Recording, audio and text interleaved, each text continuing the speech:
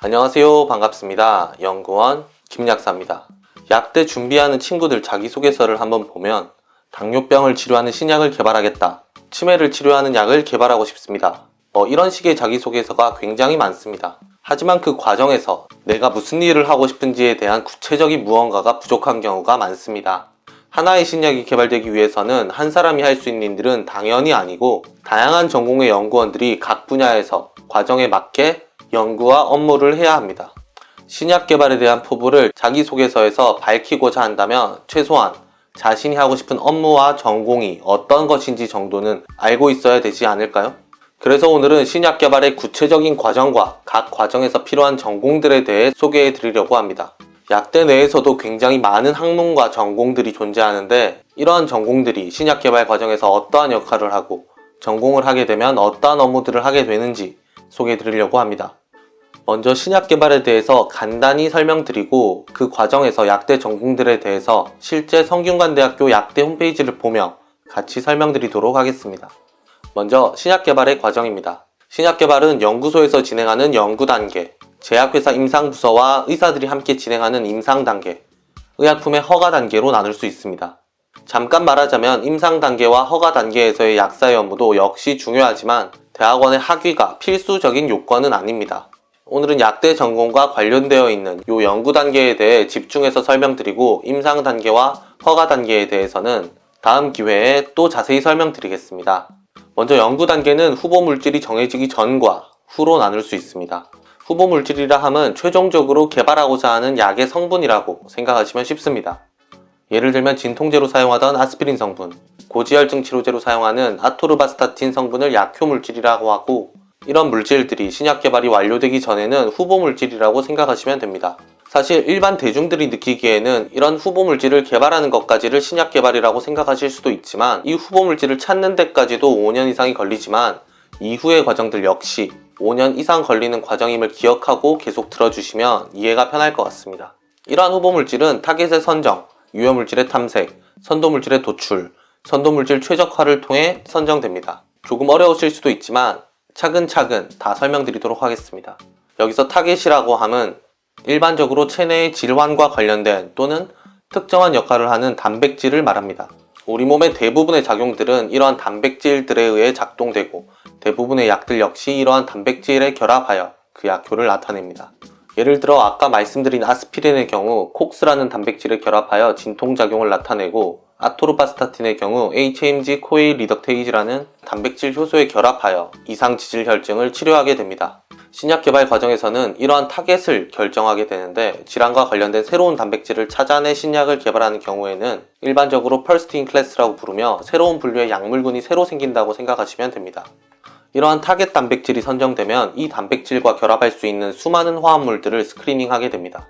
현대의 신약 개발에서는 HTS라는 시스템을 통해 미리 합성된 수십만, 수백만의 화합물 라이브러리를 통해 동시에 평가할 수 있고 여기서 타겟 단백질과 결합하는 유효 물질을 스크리닝해냅니다.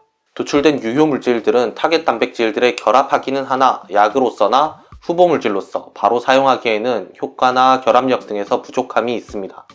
따라서 효과가 있었던 이러한 유효 물질들의 구조적 유사성을 찾고 안전성, 유효성 측면에서 쓸만한 화합물을 추리게 됩니다. 이렇게 추려진 유효 물질들을 선도 물질이라고 합니다.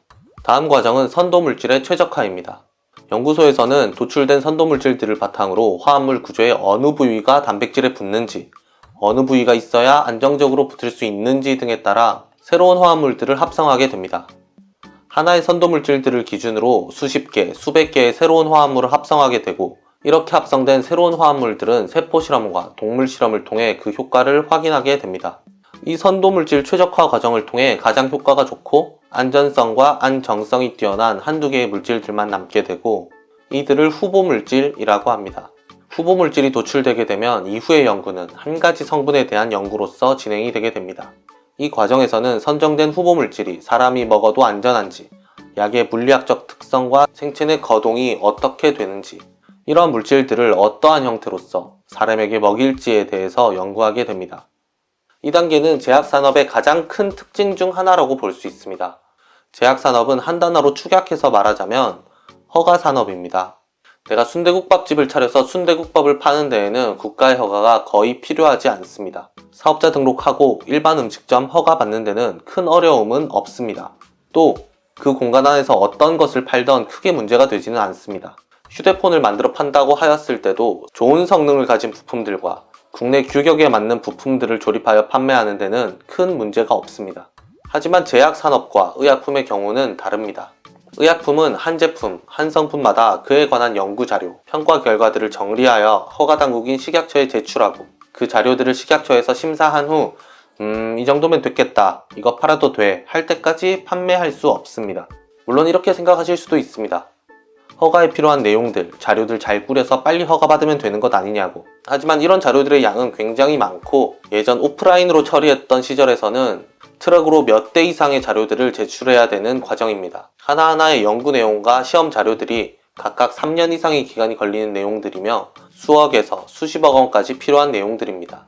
후보물질이 선정된 이후 연구소에서는 최종적으로 사람이 복용할 수 있는 알약, 캡슐, 주사, 시럽 등과 같은 형태로 만들고 해당 제품에 대한 이러한 자료들을 준비하게 됩니다. 여기서 임상 관련 내용은 향후 임상 단계에서 진행을 한다고 하더라도요. 이 기간 동안 연구소에서는 사람이 복용할 수 있는 형태의 알약이나 캡슐, 주사제로 만들게 되는 제제 연구, 원료와 완제의약품의 안정성과 품질 연구, 세포와 동물에서의 약효와 생체 내 거동, 부작용들에 대한 연구를 하고 식약처에 제출할 자료를 꾸립니다. 해당 자료들을 통해 나라에 임상시험을 하겠습니다, 허락해주세요 라고 허가를 받게 되면 임상시험을 진행하게 되고 임상 1상, 2상, 3상을 통해 사람에서의 효과와 안전성을 입증하게 됩니다. 이렇게 효과와 안전성이 확인된 의약품은 아까 작성하던 요 자료의 임상 파트를 마무리한 뒤 식약처에 허가 신청을 하게 되고 오랜 시간 식약처에서 심사한 후 새로운 신약으로서 판매할 수 있게 됩니다. 임상 단계와 허가 단계에 대해서는 간단하게만 마무리하였는데 향후 이쪽 부분을 자세히 다뤄보도록 하겠습니다. 자, 그러면 이런 일을 하는 전공들과 연구들에 대해서 자세히 한번 알아보겠습니다. 성대의학대 홈페이지에서 대학원 연구실 소개에 들어가면 이렇게 22개의 연구실 소개가 나옵니다. 그 중에서 오늘 자세하게 다룬 연구와 관련된 연구실을 한번 추려보니 18개 정도의 전공이 나옵니다. 그럼 단계별로 순서대로 정리해서 한번 쭉 봅시다. 먼저 타겟 단백질에 대한 연구입니다. 성균관대 약대에는 생화학 분자 생물학실, 분자세포 생물학실, 면역학 연구실 이렇게 3개의 연구실이 있습니다. 각 질환의 타겟 단백질이 될 수 있는 여러가지 단백질에 대한 연구와 유전자 발현 등에 대해 연구하는 연구실인 것으로 보입니다. 면역학 연구실의 경우 자가면역 질환 등의 질환에 스크리닝할 수 있는 모델을 만드시는 연구를 하신다고도 소개되어 있습니다. 다음은 유효물질과 선도물질, 후보물질을 개발하는 연구입니다. 유기약화학연구실, 의학화학연구실, 약품합성화학연구실 이렇게 3가지가 있습니다. 각 연구실의 연구 내용은 화합물을 합성한다는 데서 많이 비슷하기도 하지만 연구 내용은 많이 다릅니다.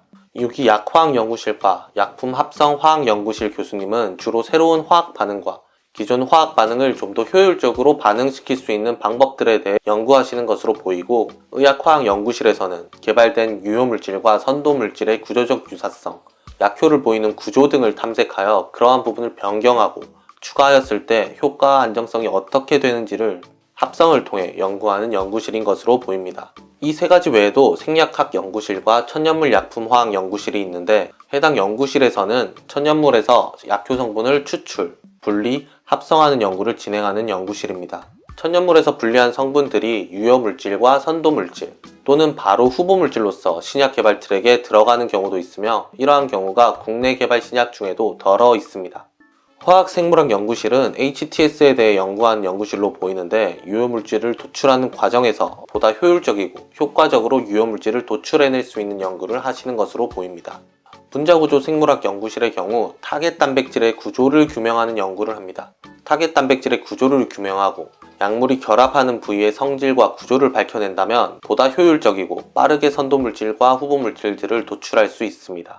후보물질이 도출된 후의 연구는 총 8개의 연구실이 있습니다. 아까 설명드린 제출하는 자료를 기준으로 분류를 해보면 연구 단계에서는 품질 파트와 비임상 파트가 있습니다. 먼저 품질 파트에서는 총 4개의 전공과 관련이 있습니다. 물리약학 연구실, 제제학 연구실, 분자 약제학 연구실에서는 실제 사람에게 투여할 수 있는 정제, 캡슐, 주사, 패치 등에 대한 제제 연구를 진행합니다. 약의 안전성, 안정성, 효과를 모두 보충할 수 있는 제형을 만드는 것을 일반적인 목표로 합니다. 교수님들의 세부 전공에 따라 여러 가지 연구들이 있을 수 있지만 약의 흡수율을 올린다든지 부작용이 있는 약을 제형적으로 설계하여 부작용을 낮춰준다든지 하루에 3번 먹어야 하는 약을 1번만 먹을 수 있도록 개발한다든지 12개월의 안정성만 보이는 약을 36개월 동안 안정할 수 있도록 개발한다든지 등의 다양한 설계 연구를 진행하게 됩니다. 이 분야의 경우 신약 개발을 하지 않고 복제약을 개발하는 회사의 경우에서도 꼭 필요한 전공이기 때문에 약대 내에서도 가장 대학원생이 많고 회사에서도 가장 많이 뽑는 전공이기도 합니다.